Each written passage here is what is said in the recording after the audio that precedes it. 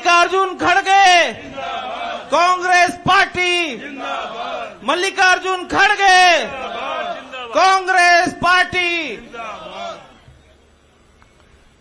मैं यही चाहूंगा इस बार भी कांग्रेस पार्टी को वोट देकर आप ज्यादा से ज्यादा सीटें लाकर आप कामयाब कराएंगे। और अभी आपके मुंह से ये स्लोगन सुन के, ये घोषणा सुन के मुझे बहुत अच्छा लगा। आपने कहा इस बार भी 75 पार। आपने कहा नहीं तो जब अब इस बार 75 पार जब आपके मुंह से निकला है तो जरूर वो आप करके दिखाएंगे, ऐसी मेरी आशा है। और ये खासकर मैं देख रहा हूं और मेरे को ये खुशी है कि मेरा जो चुनाव हुआ ये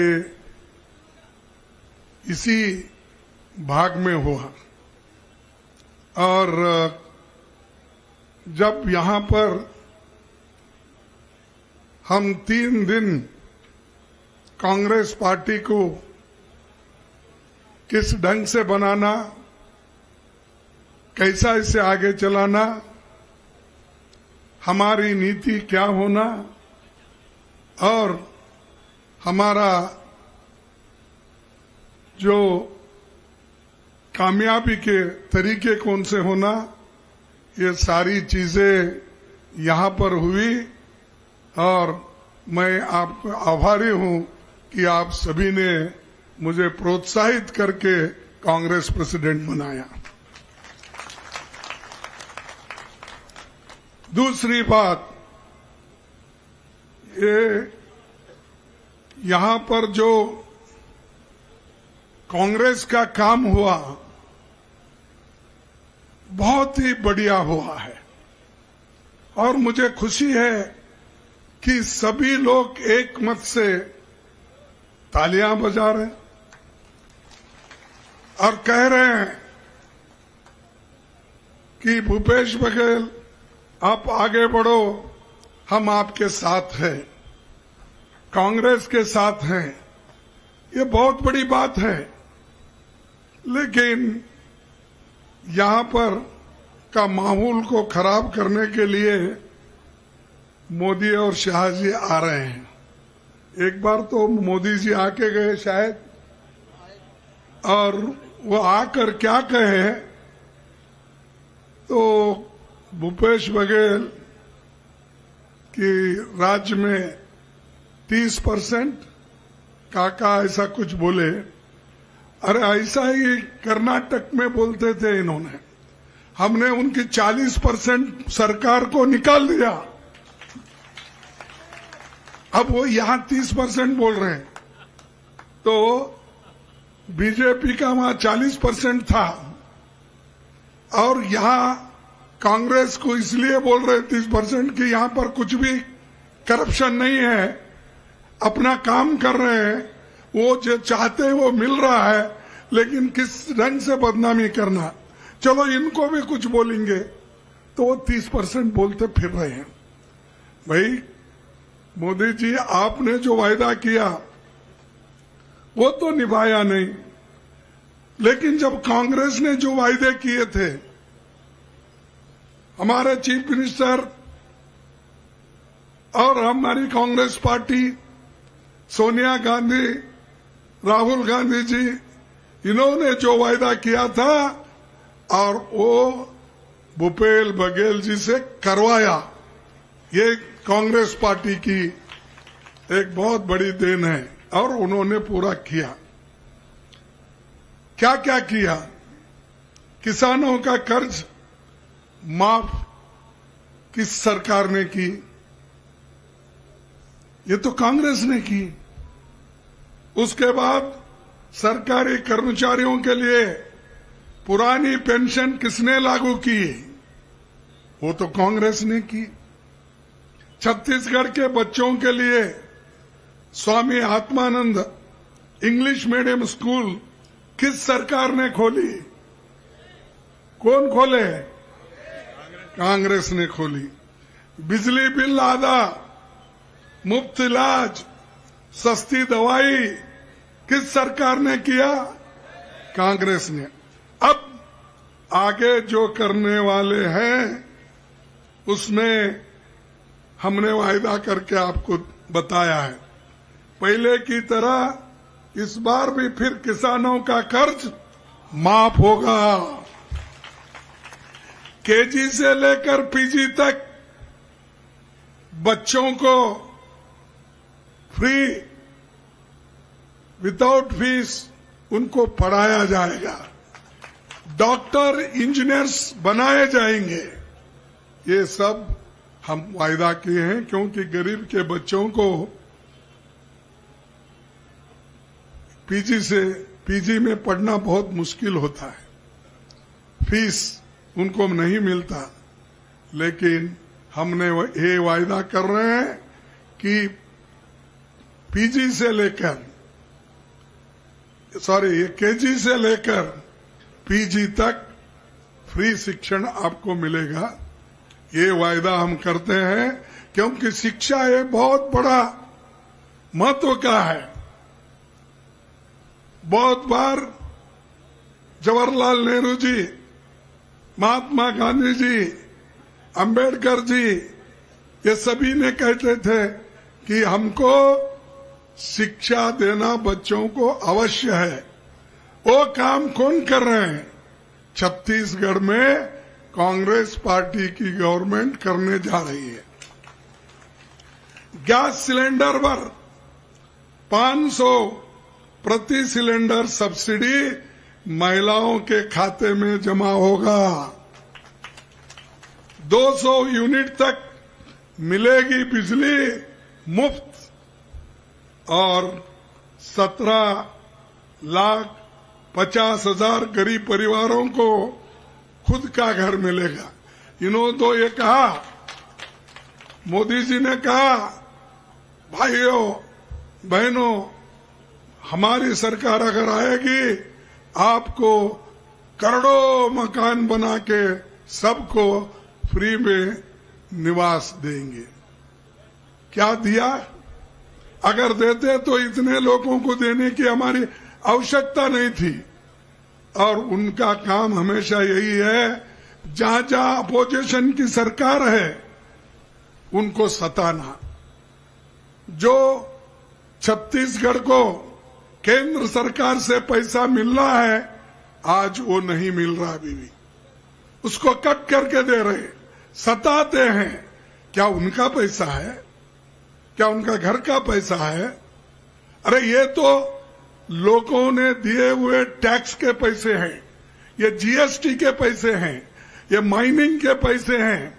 लेकिन ये पैसा, हमारा पैसा हमारे को देने को मोदी इतना सताते हैं, फिराते हैं कि क्या इनकी जागीरी है? अरे हमारा हक है। और आदिवासी लोग, गरीब लोग मेहनत करके खाते हैं, मुफ्त का नहीं खाते हैं। अदानी, अंबानी और उनके दोस्त शाह, ये सब लोग क्या करते हैं? ये तो सब उनको मदद करने की कोशिश करते हैं।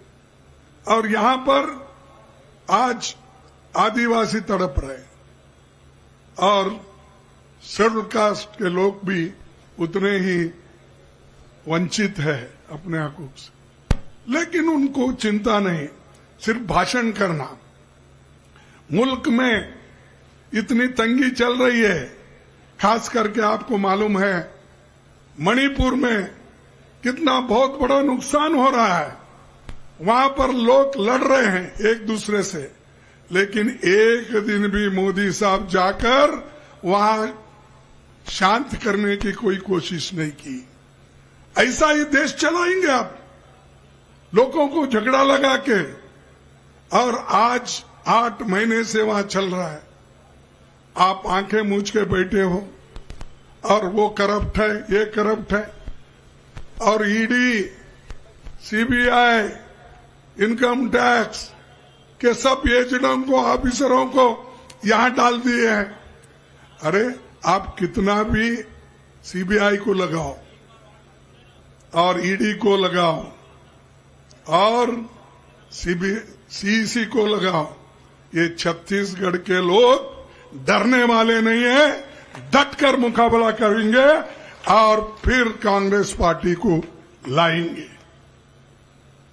ये कांग्रेस पार्टी आज की नहीं है, इसको 138 साल का इतिहास है और हमारे लोग फांसी पे चढ़ के आजादी दिलाई है, हमारे लोग जेलों में जाकर आजादी दिलाए हैं, हमारे लोग अंग्रेजों से लड़ के आजादी दिलाई। तुम क्या दिए? तुम्हारे पास कोई गया बीजेपी में जेल? आरएसएस का कोई गया है? अब आज बैठ के बगैर मेहनत करके हुकूमत कर रहे हो और फुकट का खा रहे हो। और ये लोग हमको सबक सिखाते हैं। कांग्रेस पार्टी 70 साल में कुछ नहीं किया। 70 साल में हम कुछ नहीं करते तो मोदी जी आप प्रधानमंत्री नहीं बनते थे, शाह साहब आप होम मिनिस्टर नहीं बनते थे। हमने किया, इस देश के संविधान को बचाया, इसलिए आपने उस कुर्सी पे बैठा है। लोकतंत्र को हमने बचाया, इसलिए वहां पर आप बैठे हैं। जवाहरलाल नेहरू जैसे व्यक्ति संविधान और लोकतंत्र के तहत चल के उन्होंने सब कुछ किया। एक आदमी को भी उन्होंने नहीं सताया, उल्टा उनके वाजपेयी भी तारीफ करते थे, इंदिरा गांधी जी का, नेहरू जी का। लेकिन यहां सुबह उठते ही बीजेपी वाले, मोदी जी सबको गालियां देने का एक ही, मैं समझता हूं उन्होंने गालियां देने का एक कारखाना ही खोला। हमारे फैक्ट्री थे बड़े बड़े, बीईएल, बीएचईएल और दूसरे टेलीफोनिक इंडस्ट्री, फर्टिलाइजर, ये कारखाने हम खोले। लेकिन मोदी साहब गालियां देने का एक कारखाना खोले हैं और झूठ बोलने का कारखाना है उनके पास। हर जगह झूठ बोलते हैं। अगर मैं कहूं तो बार बार ये लोग यही कहते हैं। क्या बोला उन्होंने? 2014 में हुकूमत में आने से पहले, भाइयों और बहनों, तुम लोगों को अगर मेरी सरकार आ गई, तुम लोगों को मैं बाहर से जो एक कांग्रेस वाले काला धन रखे हैं वो लाकर हर एक के जेब में 15-15 लाख डालूंगा। डाल दिए? फिर झूठा कौन बोल रहे हैं? कौन झूठ बोल रहे हैं? आप बताइए। मोदी झूठ, या मोदी झूठ बोलना या नहीं तो तुम झूठ बोलना, लेकर चुप बैठे होंगे। नहीं ना, तो मोदी झूठ बोल रहा है। 2 करोड़ नौकरियां दूंगा। कहां है भाई तुम्हारे 2 करोड़ नौकरियां? 4-6 हजार नौकरियों के लिए ये जाकर पर्चे बांटते हैं अपॉइंटमेंट के। ये है इनका नियत। 2 करोड़ नौकरियां नहीं, ये भी झूठ बोले। अगर हम बोलते हैं कि ये झूठ बोलते हैं, झूठ का सरदार है, तो आप हमको टीका करते हैं। किसानों का दाम दुप्पट करेंगे, किए क्या? नहीं किए। फिर झूठ कौन बोले? मोदी झूठ बोलते हैं, इसीलिए हम क्या बोलते हैं? ये झूठ के सरदार है। झूठ बोलने के लिए ही उन्होंने शायद कसम खाई होंगे, मैं कहीं भी जाऊंगा झूठ बोलूंगा। तो ये ऐसी बातें करने वाले नेता लोग हमको, जवाहरलाल नेहरू जी को नहीं छोड़ते, इंदिरा गांधी को नहीं छोड़ते, और गांधी फैमिली वो एक टीका करते हमेशा, अरे ना सोनिया गांधी प्राइम मिनिस्टर बनी, ना सोनिया गांधी किसी इसकी चेयरमैन भी नहीं थी, और सोनिया गांधी जी ने कभी कौन सा पद, मंत्री पद, प्राइम मिनिस्टर से जो उनको मिली थी वो भी उन्होंने ठुकराया। और एक सरदार जी को, जिसको जो एक आर्थिक दृष्टि से मजबूत था, उसको सोनिया गांधी जी ने प्राइम मिनिस्टर बनाया। तुम्हारे पास तो बीजेपी में तो अंदर का अंदर लड़ते हैं, एक जिला पंचायत चेयरमैन कौन बनाना, इसके लिए सुबह से शाम तक। यहां तो त्याग करे, उनको गालियां देते हैं। राहुल गांधी जी क्या कुछ बने? वो बन सकते थे, चाहे तो प्रधानमंत्री बन सकते थे, डिप्टी प्राइम मिनिस्टर बन सकते थे, मंत्री बन सकते थे, सब कुछ उनके हाथ में था। फिर भी उन्होंने नहीं बना और सोनिया गांधी जी ने कुछ नहीं बना। उनको तुम गालियां देते हो। ये गांधी परिवार हुकूमत कर रही है, ये रूल कर रहे गांधी पर। कहां कर रहे भाई? तुम तो इतने मजे में हो, आपके पीछे तो 10-10 हेलीकॉप्टर फिरते हैं और 100 गाड़ियां फिरते हैं, और जो गाड़ियां पहले के थे वो पुराने हो गए बोल के नए नए गाड़ी की आप लाइन लगाते हो। पहले तो बोलते थे आप, मैं एक बैकवर्ड का हूं, क्या जी यादव सुनो इधर, क्या तो वो कहते थे मैं बैकवर्ड हूं, मैं चाय बना के लोगों को देता था, कब सा दर्द होता था, ये बोल के वो हमेशा लोगों को अपनी गरीबी का एहसास कराते थे। मैं भी वही बोला उनको, अरे भाई आप तो गरीब है बोल रहे हैं, एक कैंटीन चलाने वाले थे, एक आपकी कैंटीन की दुकान रेलवे में गुत्ते में थे स्टेशन पे, आप गरीब हूं, मैं बैकवर्ड हूं बोल रहे। अगर भूपेश बघेल क्या फॉरवर्ड है क्या? वो भी बैकवर्ड है नहीं? क्या वो कोई अपर कास्ट वाला नहीं है? वो भी। फिर उसके पीछे क्यों लगे हैं आप? तुम्हारे पीछे अगर कुछ हम बात भी कहते हैं तो तुम हमेशा ये कहते हो मैं एक गरीब खानदान से आया हूं, कोई सहन नहीं कर रहा क्योंकि बड़े बड़े लोग इस पद पे बैठे थे। वही इशारा वो गांधी नेहरू फैमिली पे। अब अगर आप बैकवर्ड है, आपको इसलिए बिठाना, तो भूपेश बघेल को भी उसी वास्ते बिठाना चाहिए, क्योंकि हमारे गवर्नमेंट में 4 चीफ मिनिस्टर है, उसमें से तो 3 चीफ मिनिस्टर बैकवर्ड है, भूपेश बघेल, उसके बाद कर्नाटक में बैकवर्ड क्लास का चीफ मिनिस्टर, उसके बाद हमारे राजस्थान। हमारे पास बैकवर्ड है। तुम बैकवर्ड के नाम रोते रहते हो हमेशा। तो भाइयों, ये जो हम लोगों के लिए कुछ काम किए हैं, हम ऐसा नहीं वोट मांग रहे या कुछ किए बिना नहीं मांग रहे।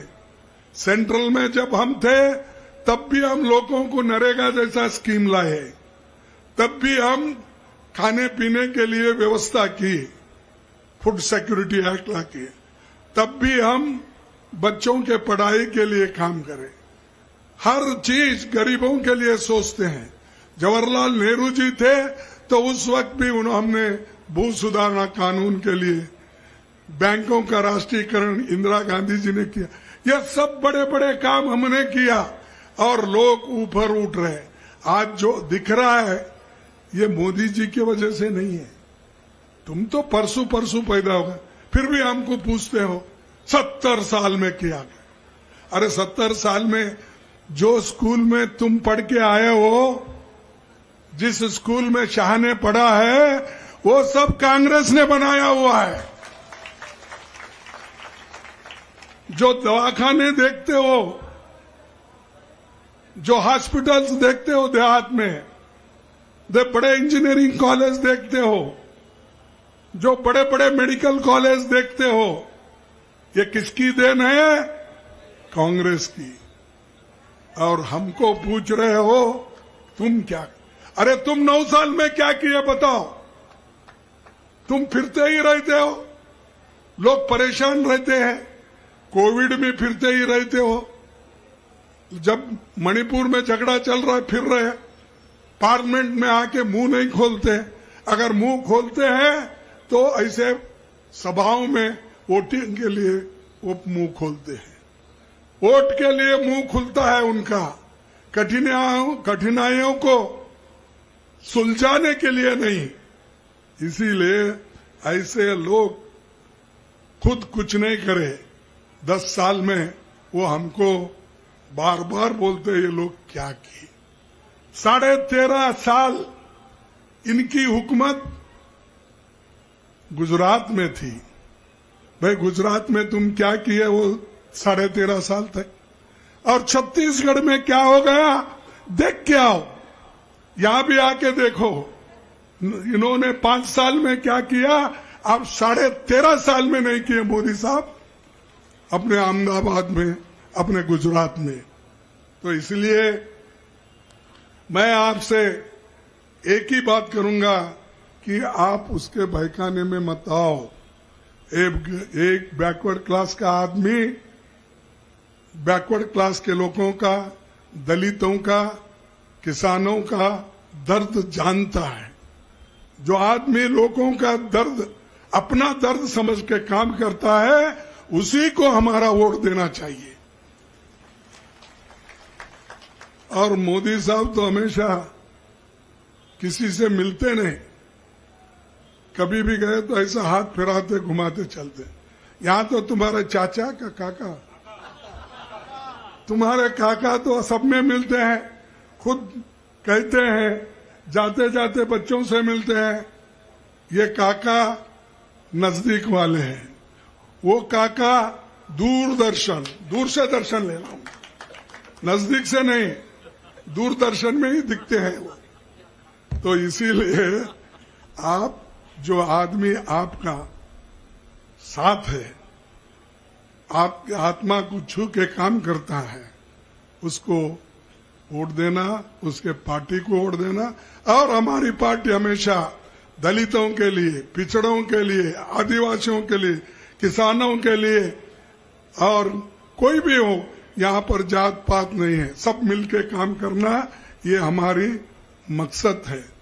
और बैकवर्ड क्लास के लिए हमने एक पढ़ लिया है, तो हमारे राहुल गांधी जी ने कहा, और मैं भी यही कहता हूं कि अगर हमारी सेंट्रल गवर्नमेंट आई तो वहां पर हम बैकवर्ड क्लास सेंसस लगाएंगे, उसकी सब जो छानबीन करके उस जनगणना हो जाएगी।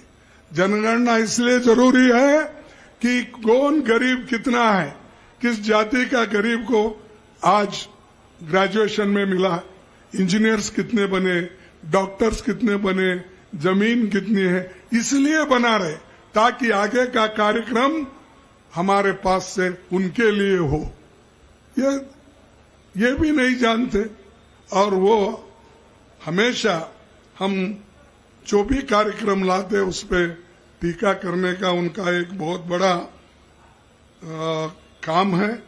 खैर वो टीका करते जाने दो, हमारा तो यही है कि मकसद गरीबों को मदद करना और आगे बढ़ाना। दूसरी चीज मैं आपको कहना चाहता हूं, ये बहुत से उद्योगपति का इन्होंने मदद किया है।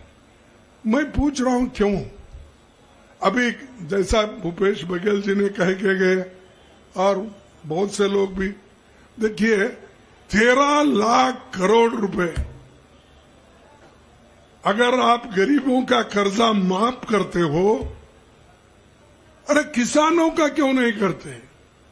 वही मनमोहन सिंह जी थे, शैलजा जी जब मिनिस्टर थे तो उस वक्त हमने 72,000 करोड़ किसानों का कर्ज माफ किया था पहली बार। और यहां भी जो हमारी गवर्नमेंट आई स्टेट में, वहां भी कर्ज माफ कर दिया। और आज भी फिर वायदा किए, अब पिछले का तो कर्ज माफ हुआ, आगे अगर कुछ कर्ज है वो भी हम माफ करेंगे, ऐसा यहां पर हमारी पार्टी का वायदा है। तो इसलिए बंधुओं, ऐसे लोगों को आप मदद मत करो जो रोड बेच रहा है, जो माइनिंग बेच रहा है, जो पब्लिक सेक्टर बेच रहा है, जो एयरपोर्ट बेच रहा है, पोर्ट बेच रहा है, सभी बेच रहा है। बाप ने कमाया, बेटे ने घुमाया। ऐसा तो नेहरू जी बनाए, नेहरू जी ये सब पब्लिक सेक्टर्स को बनाए, बना के क्या कहे उन्होंने, ये देखिए ये सब मॉडर्न टेम्पल है, यानी आधुनिक, ये क्या कहते टेम्पल, हाँ आधुनिक मंदिर है। उन्होंने कहा लाखों लोगों को नौकरी दी, उनका पेट भरने के लिए काम किया। ये देश में अन्न नहीं मिलता था पेट भर, उसी लिए ग्रीन रेवोल्यूशन किया, हरी क्रांति की, उसी लिए व्हाइट रेवोल्यूशन किया। तो सफेद दूध का ये सब हमने किया। हमारा दूध पी के और हमारा ये जो खाना हमने भरपूर पैदावार करके जो गोडाउन में रखे, फुकट में आज 3 रुपए में दे रहे, 2 रुपए में दे रहे, 1 रुपए में दे रहे, ये दी। यही खा के बहुत से लोग हमको उल्टा क्वेश्चन पूछ रहे, प्रश्न पूछ रहे। तो आप जरा सोचिए और मजबूती के साथ हमारे जमीन को बचाना है, जंगल को बचाना है, पानी को बचाना है। इसलिए तुम लोग एक अगर रहेंगे और गरीबों का साथ देंगे, गरीबों के बारे में सोचने वाले पार्टी को अगर मजबूत करेंगे इस देश में, तो इस देश का भला होगा और इस देश के लोग ऊपर उठ जाएंगे। तो इतना कहते हुए मैं आप सभी को यही कहूंगा कि वोटिंग के दिन आप भूलो मत, किसी ना किसी तरीके से पोलिंग बूथ तक पहुंचने का करना और हाथ के निशान पर, बटन पर दबाना, ये काम आप करेंगे। क्योंकि अभी आपने बोला छत्तीसगढ़िया क्या है, बोले तो सबसे बढ़िया। मैं बोलूंगा छत्तीसगढ़िया, छत्तीसगढ़िया। देखो वहां आज भी कोई अभी नहीं बोल रहा, उसको हिम्मत नहीं आई। देखो छत्तीसगढ़िया,